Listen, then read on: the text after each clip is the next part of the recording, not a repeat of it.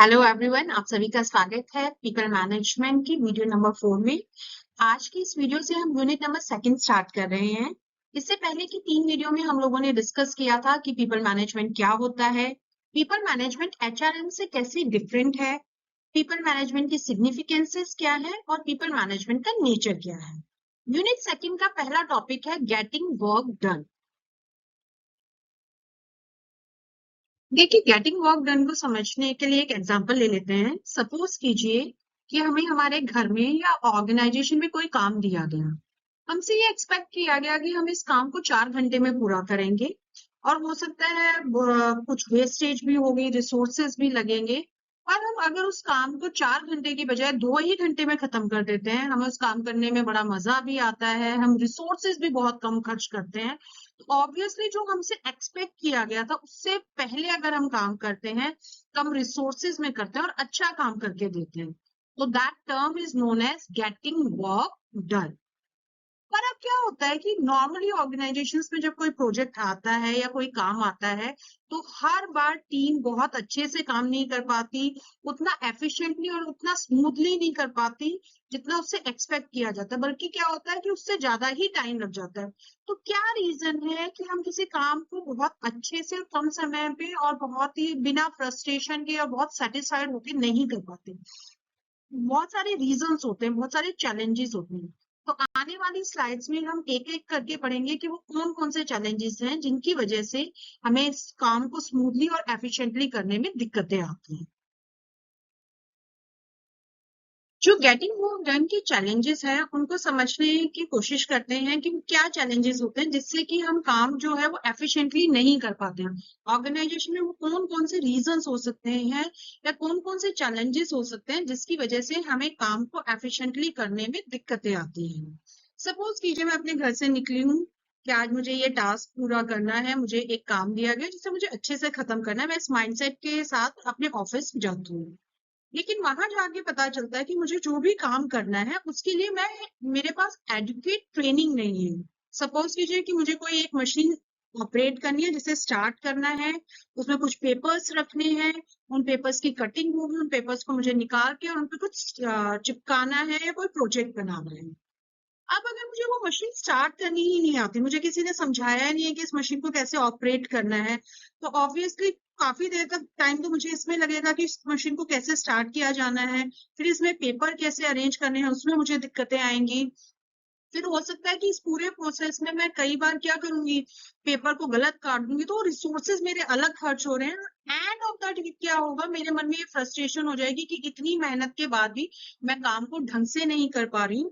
या जो मेरा 5 मिनट का काम था, अगर मुझे किसी ने वो सिखा दिया होता कि वो काम किस तरीके से किया जाना है, तो मेरा 1 घंटा या 2 घंटा खराब नहीं हो। तो जो लैक ऑफ ट्रेनिंग है, it is one of the major reason जो चैलेंजेस आते हैं गेटिंग वर्क डन।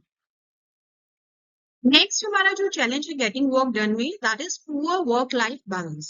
देखिए, बहुत सारे ऑर्गेनाइजेशन में या बहुत सारे लोगों के दिमाग में ये चीज बहुत गहरी बैठी हुई है कि आप अगर ऑर्गेनाइजेशन में बहुत ज्यादा देर तक रुकते हैं, एक्स्ट्रा टाइम तक रुकते हैं, तभी आप अच्छा काम कर रहे हैं। पर ऐसा जरूरी नहीं है। हो सकता है वंस इन अ वाइल आपकी जो जॉब है वो डिमांड कर रही है कि आपको ज्यादा देर तक रुकना पड़े, उसमें कोई गलत बात नहीं है। लेकिन अगर ये माइंडसेट ही बन जाता है कि जब तक आप ऑर्गेनाइजेशन में 3-4 घंटे एक्स्ट्रा नहीं रुकेंगे तब तक आप अच्छा काम नहीं कर रहे हैं, मैं इस बात से बिल्कुल भी सहमत नहीं हूँ। अक्सर क्या होता है कि अगर हमारी जॉब की डिमांड बढ़ गई है, हमें अपनी 9 to 5 जॉब के अलावा रोज 3 घंटे, 4 घंटे, 5 घंटे एक्स्ट्रा काम करना पड़ रहा है, तो कहीं ना कहीं उसकी जो स्ट्रेस है वो हम घर लेके जाएंगे, क्योंकि हम फिजिकली ऑब्वियसली थके हुए होंगे। मोरओवर हमारी फैमिली लाइफ जो है वो डिस्टर्ब होगी, पर्सनल लाइफ के जो काम है वो डिले हो जाएंगे, या कॉन्फ्लिक्ट्स होंगे हमारे अपने पार्टनर के साथ, या फैमिली लाइफ जो हम नेग्लेक्ट करेंगे तो वहां से भी स्ट्रेस क्रिएट होनी शुरू हो जाएगी। तो नेक्स्ट डे जब मैं काम पे आऊंगी तो ऑब्वियसली मैं एक तो फिजिकली ज्यादा थकी होंगी, मोरओवर मेरी फैमिली में जो कॉन्फ्लिक्ट हो रहे हैं क्योंकि मैं उन्हें टाइम नहीं दे पा रही, तो वो मेरी टेंशन को, स्ट्रेस को डबल कर देंगी। तो नॉर्मली ये माना जाता है कि एक जॉब जो है वो ज्यादा अच्छे से जब चल सकती है जब हम वर्क लाइफ को बैलेंस करते हैं। जब जॉब पर हमारी ज्यादा जरूरत हो तो हम 1-2 घंटे एक्स्ट्रा दे दें। उसी तरीके से जब अगर हमारी फैमिली लाइफ को हमारी ज्यादा जरूरत है तो हम उसके लिए समय निकाल सकें। अगर हम इस तरह का बैलेंस नहीं कर पाते हैं तो लॉन्ग रन में हमारे लिए अपने काम को एफिशिएंटली और इफेक्टिवली करना मुश्किल हो जाए। हमारा जो नेक्स्ट मेजर चैलेंज है गेटिंग वर्क डन में, दैट इज शेड्यूल इनफ्लेक्सिबिलिटी। इससे पहले वाली स्लाइड में जैसे कि हमने डिस्कस किया था वर्क लाइफ बैलेंस से, शेड्यूल इनफ्लेक्सिबिलिटी भी उसी से जुड़ा हुआ है। क्योंकि बहुत सारी जॉब्स ऐसी होती हैं जो कि 9 to 5 की कैटेगरी में नहीं आती। फॉर एग्जाम्पल डॉक्टर्स की जॉब, हम सभी जानते हैं कि डॉक्टर्स की जॉब जो है वो इन स्ट्रेच, कई बार उनकी ड्यूटी जो है वो 40-40 आवर्स तक खिंच जाती है। तो जब आप इस तरह की जॉब में हैं जहाँ पे टाइमिंग्स जो है फिक्स नहीं है और आपका जो काम है बहुत लंबा भी खिंच सकता है, या कोई प्रोजेक्ट है जिसकी डेडलाइन बहुत सारी है, तो हो सकता है आपको लॉन्ग आवर्स जो है वो ऑफिस में स्पेंड करने। जब भी इस तरह के सिनारियोज होते हैं तो बर्नआउट होने के चांसेस बहुत ज्यादा हो जाते हैं। कि हो सकता है मैं 2 दिन 1 हफ्ता लगातार किसी प्रोजेक्ट पे काम करूं, बट किसी ना किसी पॉइंट पे मुझे ये नीड फील होगी कि अब मुझे ब्रेक चाहिए। तो प्रोजेक्ट मैनेजर या पीपल मैनेजर का ये हैव टू मेक इंश्योर कि जो उनके टीम मेंबर्स हैं उनको फ्रिक्वेंटली ब्रेक मिलता रहे, उनको ऑफ डेज मिलते रहे, ताकि वो अपने आप को एनर्जाइज करके वापस काम पर आ सके। सपोज कीजिए कि मुझे कोई काम दे दिया गया है, लेकिन उस काम के बारे में मुझे अच्छे से बताया नहीं गया। जो कम्युनिकेशन है वहां पर मेजर गैप है। ना तो मुझे काम अच्छे से समझाया गया है, ना ही मुझे रोल अच्छे से बताया गया है कि मुझसे क्या एक्सपेक्टेड है, या मुझे प्रॉब्लम आएगी तो मैं किसके साथ कम्युनिकेट करूं, या कोई कॉन्फ्लिक्ट होता है तो उसको किसके पास में ले जाऊं रिजॉल्व कराने के लिए।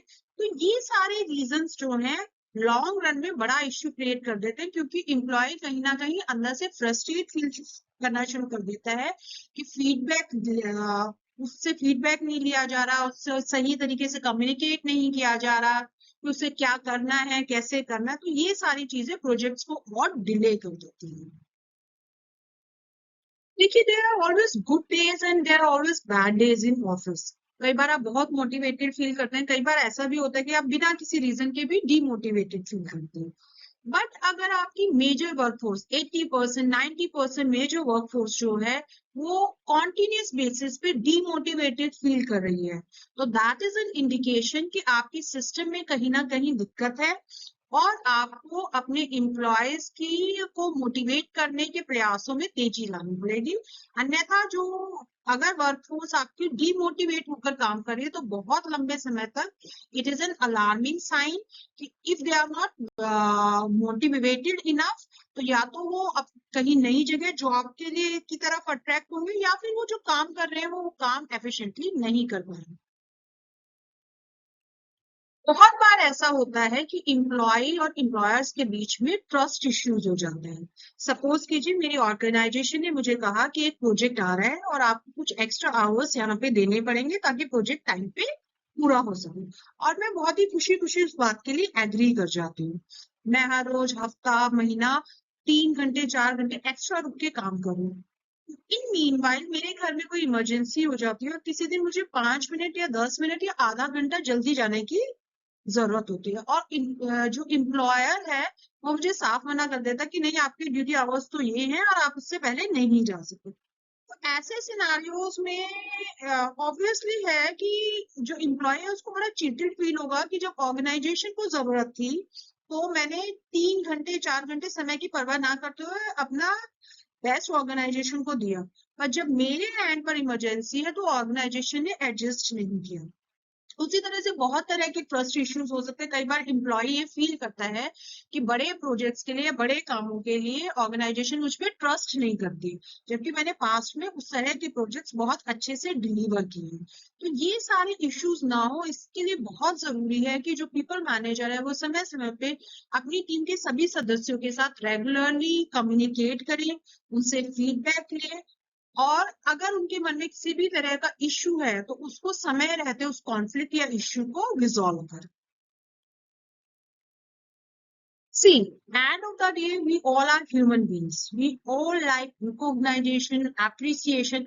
अगर मैं कोई काम बहुत अच्छा कर रही हूँ, एक्स्ट्रा एफर्ट्स लेके कर रही हूँ और मुझे बार बार उस चीज के लिए रिकॉग्नाइजेशन नहीं मिल रही, इसको एक एप्रिसिएशन नहीं मिल रही, after a point of time it is very obvious कि मेरे मन में ये ख्याल आ जाए कि मैं एक्स्ट्रा एफर्ट क्यों करूँ जब कोई उसको अप्रिशिएट नहीं कर रहा है या रिकॉग्नाइज नहीं कर रहा।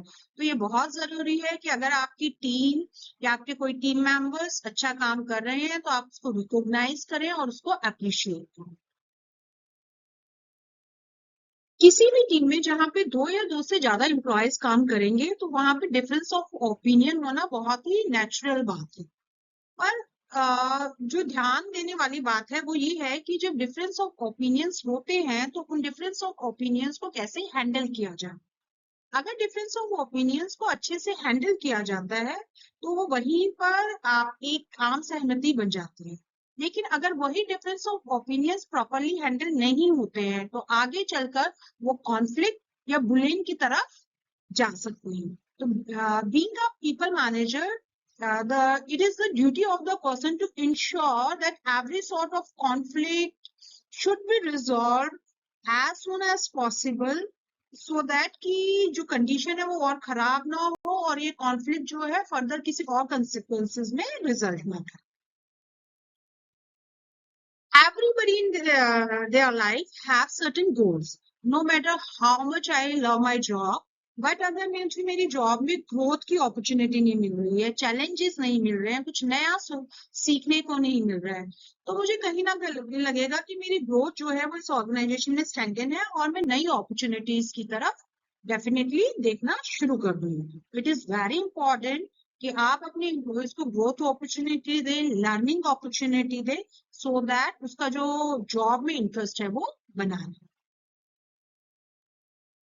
नॉर्मली छोटी ऑर्गेनाइजेशंस के साथ क्या होता है कि उन्हें ये लगता है कि हम मशीनरी पे बहुत ज्यादा पैसा लगाने के लिए तैयार नहीं है, हमारे पास सोर्सेज नहीं है।